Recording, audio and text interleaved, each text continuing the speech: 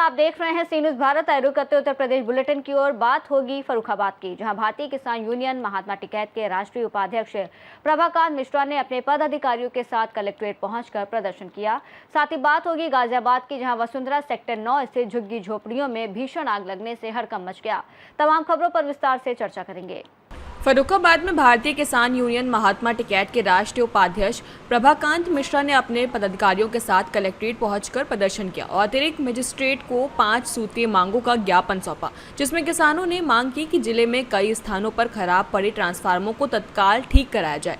नारायणपुर सतानपुर मंडी के पीछे 5 दिनों से खराब ट्रांसफर को बदलकर नया लगाया जाए। लिंक एक्सप्रेसवे के मोड़ पर ग्राम नंदगांव और नगर पंचायत खीमसेरपुर में मकान कटान से प्रभावित ग्रामीणों की समस्या का समाधान कर उनका ज्ञापन सरकार तक पहुंचाया जाए। किसानों ने चेतावनी दी कि यदि मांगों पर जल्द कार्रवाई नहीं हुई तो आंदोलन तेज किया जाएगा। इस मौके पर भारतीय किसान यूनियन महात्मा टिकैत के राष्ट्रीय उपाध्यक्ष प्रभाकांत मिश्रा, घनश्याम सिंह कुमार, शंकर पांडे, हेम सिंह और अन्य किसान यूनियन के पदाधिकारी मौजूद रहे। हम भारतीय किसान महात्मा टिकैत राष्ट्रीय उपाध्यक्ष प्रभाकांत मिश्रा। किस बात को लेकर आज आप कलेक्टेड आए? आज जो मैंने 29 तारीख में जब मुझे पुलिस ने वहाँ नज़रबंद किया था, मैं प्रधानमंत्री के लिए ज्ञापन देने किसान के साथ जा रहा था, तो मैंने डीएम साहब को और 28 तारीख को पदयात्रा निकाली थी। दोनों ज्ञापन, एक डीएम साहब के लिए, एक प्रधानमंत्री के लिए, दोनों ज्ञापन दिए थे कि किसान की जो ज़मीन ली गई लिंक एक्सप्रेस में ली जा रही है वो किसान देने को तैयार नहीं है। डीएम साहब का स्टेटमेंट मोबाइल द्वारा, पत्रकारों, अखबार के द्वारा ये दिया गया कि कोई भी सर्किट रेट नहीं बढ़ेगा। जब मुख्यमंत्री का आदेश ये बयान दे रहे हैं कि किसान को समझा बुझा करके रजिस्ट्री कराओ और जहाँ ज़्यादा दिक्कत आ रही किसानों को वहाँ सर्किट रेट बढ़ेंगे और हमें लिख के भेजो। तो मैंने ज्ञापन के माध्यम से शासन के लिए दिया गया था, लेकिन आज दिन तक शासन को डीएम के द्वारा, यहाँ के प्रशासन द्वारा किसानों की बात को नहीं रखा गया, न तो किसान शासन को भेजा गया। इसी को लेके आज हम पूछने आए थे कि क्या ज्ञापन शासन को गया है कि नहीं गया है। उन्होंने ये कहा कि हम भिजवाएंगे, हम भिजवा देंगे, ये हमसे आश्वासन दिया है। दूसरी समस्या किसानों की बिजली पर है। आज आंधी पानी जो चल रहे हैं, किसी के ट्रांसफार्मर फूके हैं, किसी बिजली नहीं आ रही, कोई अंधकार में है, वो भी आज समस्या। जैसे स्वयं हमारा ट्रांसफार्मर हमारा 16 kV का फूका पड़ा, आज 5 दिन हो गया, अंधकार में है। जब हमारी मांग तो पूरा नहीं हो रहा, जब किसानों के हम मसीहा हैं, तो किसानों की बात को कैसे पूरा ये अधिकारी करेंगे। आर पार की लड़ाई होगी। अभी हम बिजली दफ्तर में भी जाएंगे, उनसे पूछेंगे कि क्यों नहीं ट्रांसफार्मर बदले जा रहे। तीसरी समस्या स्मार्ट मीटर की है। किसान नहीं चाह रहा कि स्मार्ट मीटर लगाए जाएं, क्योंकि ये 1 महीने के बाद बिजली कट कर ली जाती है। किसान अगर बाहर है, घर में अंधकार हो जाएगा। मैं चाहता हूँ स्मार्ट मीटर न लगाए जाएं। ये बड़ी समस्या है और ये समस्या नहीं, ये जटिल समस्या है, क्योंकि बिल बहुत आते हैं। एक अगर बल्ब जलाया जाता। 2 अप्रैल 2026 को माननीय ऊर्जा मंत्री मनोहर खट्टर जी ने लोकसभा में ये बयान दिया था कि बगैर राजी के कंज्यूमर के वो स्मार्ट मीटर नहीं लगाया जाएगा। फिर भी लगाए जा रहे हैं क्या? और जो अभी भी लगाए जा रहे थे भैया, पुलिस पे ले जाकर के यहाँ जेई जाकर के जबरदस्ती ठुकवा रहा है। और जो लगे हैं उनका क्या होगा श्रीमान जी? मैं आपके चैनल के माध्यम से पूछना चाहते हैं कि जो लग गए हैं उसको भी हटवाए जाएं। ये किसानों की मांग है, अब ना लगाए जाएं। ऊर्जा मंत्री बयान वहाँ देते थे, लेकिन लागू यहाँ बिजली विभाग से नहीं करा पाते हैं। यहाँ मनमानी कर रहे हैं जो लोग बैठे हैं बिजली विभाग में। अच्छा, यहाँ लोग मनमानी कर रहे हैं, जबरदस्ती ठुकवा रहे हैं। आपकी क्या मांग है? हमारी मांग है जो स्मार्ट मीटर लग गए उनको खुलाया जाए और दोबारा बिना अनुमति के किसान के न लगाए जाए, पोस्टमैन लगाए जाए। अभी जिलाधिकारी महोदय जी से बात हुई, उन्होंने क्या आश्वासन दिया? उन्होंने आश्वासन दिया, उन्होंने टिक मारा कि बिजली विभाग से अभी हम बात कर रहे हैं। ये हमें आश्वासन दिया, अब करेंगे नहीं करेंगे। हम तो बिजली विभाग जा रहे हैं, भी वहीं बैठेंगे, गेट पे बैठेंगे और गेट में नहीं। फर्रुखाबाद से सी न्यूज़ संवाददाता आदेश की रिपोर्ट। गाजियाबाद के वसुंधरा सेक्टर 9 स्थित झुग्गी झोपड़ियों में सुबह करीब 5:30 बजे भीषण आग लगने से हड़कंप मच गया, जिसकी सूचना फायर स्टेशन वैशाली को मिलते ही मुख्य अग्निशमन अधिकारी राहुल पाल के नेतृत्व में 3 फायर टैंकर मौके पर भेजे गए। आग की चपेट में करीब 5 झुग्गियां आई थीं, जहां तेज लपटों और काले धुएं के बीच फायर टीम ने तुरंत पाइपलाइन बिछाकर पाइपों के जरिए आग बुझाने का अभियान शुरू किया और कड़ी मशक्कत के बाद आग पर काबू पा लिया, जिससे आसपास के मकानों को सुरक्षित बचा लिया गया और बड़ा हादसा टल गया। राहत की बात ये रही कि इस घटना में किसी तरह की जनहानि नहीं हुई है। दिनांक 4 मई 2026 को समय सुबह लगभग 5:30 पे फायर स्टेशन वैशाली में सूचना प्राप्त हुई थी। सेक्टर 9 वसुंधरा में झुग्गियों में आग लगी है। तत्काल हमारी 3 गाड़ी मैं FSO घटनास्थल पर भेजी गई। वहाँ जाके देखा तो 4 से 5 झुग्गियाँ बनी थी, जिसमें कुछ में प्रेस करने का काम होता था। तत्काल दोनों साइड से होश फैलाते हुए आग बुझाना शुरू किया और अल्प समय में ही आग को पूरी तरह से बुझा दिया। आग झुग्गियों में कुछ छोटे गैस सिलेंडर भी थे, उनको बाहर निकाल लिया गया। घटना में किसी प्रकार की कोई जनहानि नहीं हुई। गाजियाबाद से सी न्यूज़ संवाददाता अलाउद्दीन खान की रिपोर्ट। महाराजगंज जनपद की संदोरिया पुलिस ने शादी के नाम पर ठगी करने वाले एक संगठित गिरोह का पर्दाफाश करते हुए 4 महिलाओं को गिरफ्तार किया है, जिनके कब्जे से नकदी और जेवरात बरामद किए गए हैं। पुलिस के अनुसार यह गिरोह सुनियोजित तरीके से विवाहित महिलाओं को अविवाहित बताकर फर्जी शादी कराता था और लड़के पक्ष से नकदी व जेवर लेकर विवाद खड़ा कर फरार हो जाता था। मामले में 2 मई को एटा जनपद के रंजीत सिंह चौहान भी इसी तरह की ठगी की गई थी, जहां मंदिर में शादी के दौरान करीब 1 लाख रुपए और जेवर हड़प लिए गए थे, जिसके बाद जांच में सामने आया कि अंजलिका नाम की महिला पहले से शादीशुदा और एक बच्चे की मां है, जिसे पूजा नाम से अविवाहित बताकर शादी का नाटक रचा गया था। पुलिस ने 4 महिलाओं को गिरफ्तार किया है, जबकि गिरोह का मुख्य आरोपी जितेंद्र फरार है, जिसकी तलाश जारी है और मामले की जाँच की जा रही है। आज स्थानीय पुलिस द्वारा एक सराहनीय कार्य हुआ, जिसमें एक लुटेरी दुल्हन गैंग का पर्दाफाश हुआ है। इस गैंग में 4 महिलाएं शामिल थी, उन चारों की गिरफ्तारी सुनिश्चित की गई। इस गैंग में जो मेन मास्टरमाइंड है, उस महिला का नाम लालती है। उसके ऊपर पूर्व के भी 3 मुकदमे मिले हैं। इसके अलावा 3 अन्य महिलाओं की भी गिरफ्तारी सुनिश्चित की गई। इस गैंग का मॉडस ऑपरेंडी कुछ इस तरह होता था कि ये लोग पहले एक ऑलरेडी शादीशुदा महिला का रिश्ता ऑफर करते थे और उसके बाद मुंह दिखाई के नाम पर और अरेंजमेंट्स के नाम पर ज्वेलरी के आइटम्स, कुछ कैश जो लड़के पक्ष हैं उनसे लाने को कहते थे।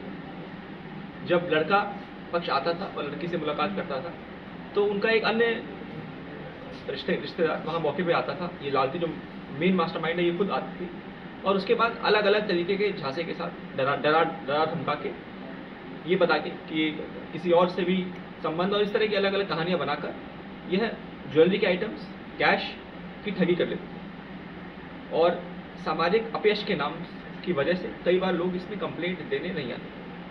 इस पर्टिकुलर केस में जब इस पूरे फ्रॉड का जब ये पूरा फ्रॉड विक्टिम के साथ हुआ तो उसने तुरंत ही पुलिस को सूचना दी और पुलिस ने मुकदमा लिख के तत्काल गिरफ्तारी सुनिश्चित की। इसमें जो मेन मास्टरमाइंड उसका नाम लालती है, उसका प्रूफ के आपराधिक इतिहास में मिला है। उसके अलावा जो एक लड़की इसका नाम अंजलिका है, वो दुल्हन बनती थी जो इस तरह से पैसे हटने का काम करती है।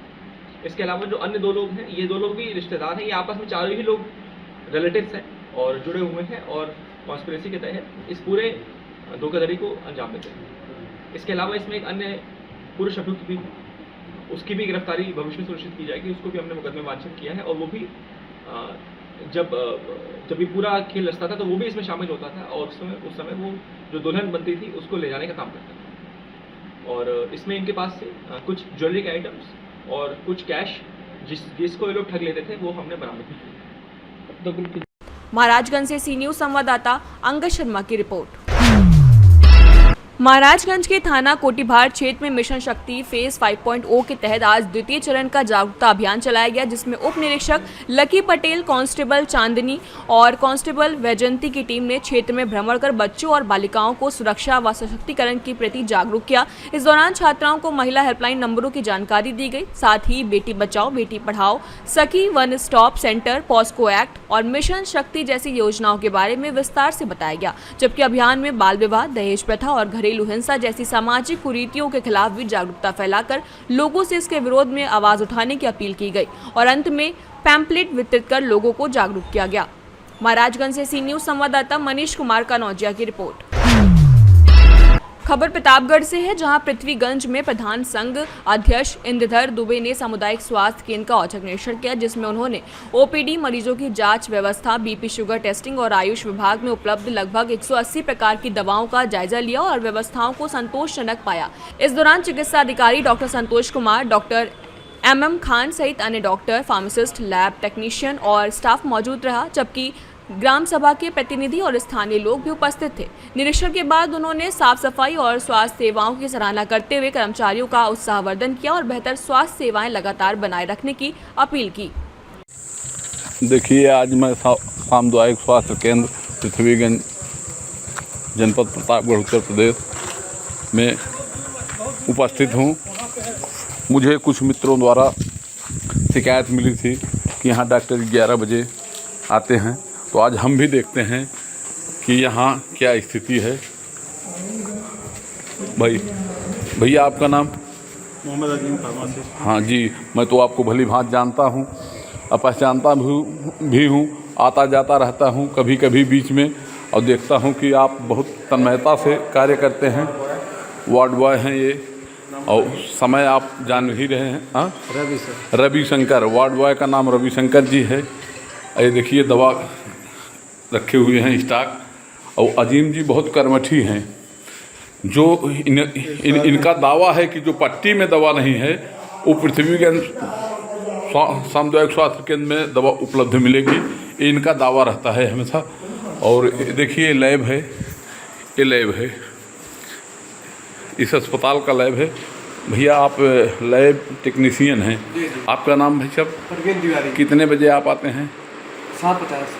हाँ, 7:50। कितने दिन से 7:50 पे आ रहे हैं? पर डे आते हैं। नहीं, इसके पहले तो टाइम दूसरा रहा होगा ना? जी जी। अच्छा, ये देखिए लैब, यहाँ लैब की व्यवस्था है और लोग आते भी हैं यहाँ। हमें विशेष सूत्रों से पता चला है कि लैब भी बहुत बढ़िया चल रहा है। यहाँ जांच कौन कौन सी करते हैं भैया? यहाँ पर CBC, मलेरिया, टाइफाइड, शुगर।